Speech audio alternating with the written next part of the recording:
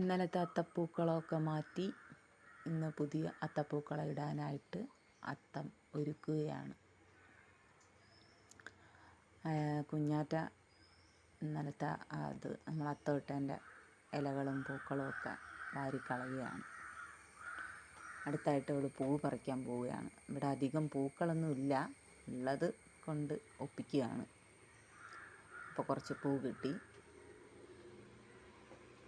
കുറച്ച് ഇലയും കൂടെ പറിക്കാമെന്ന് വിചാരിച്ചു. പൂവില്ലല്ലോ, കുറച്ചല്ലേ ഉള്ളൂ.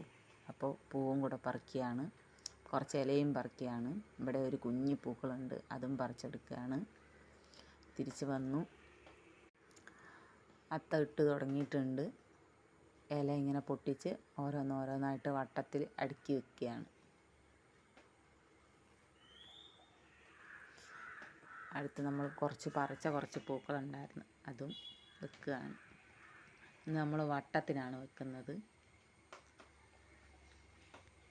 അങ്ങനെ ഉള്ള പൂക്കൾ നടുവിലായിട്ട് നമ്മൾ വെച്ചിട്ടുണ്ട്, ഇലകളും വെച്ചിട്ടുണ്ട്. ഒരു മഞ്ഞയും പച്ചയും കൂടിയുള്ള ഒരു ഇല ഞങ്ങൾ മുറിച്ച് ഇങ്ങനെ വെച്ചു.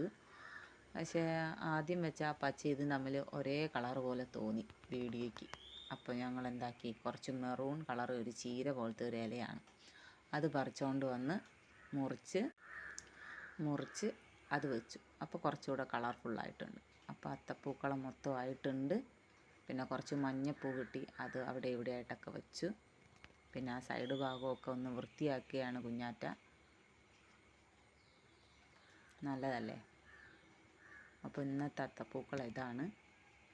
നല്ലതാണെന്ന് വിശ്വസിക്കുന്നു. ഇഷ്ടപ്പെട്ടാൽ ലൈക്ക് ചെയ്യണം, കമൻറ്റ് ചെയ്യണം, സബ്സ്ക്രൈബും ചെയ്യണം. എല്ലാവർക്കും ഈ വീഡിയോ ഇഷ്ടപ്പെട്ടു എന്ന് കരുതുന്നു.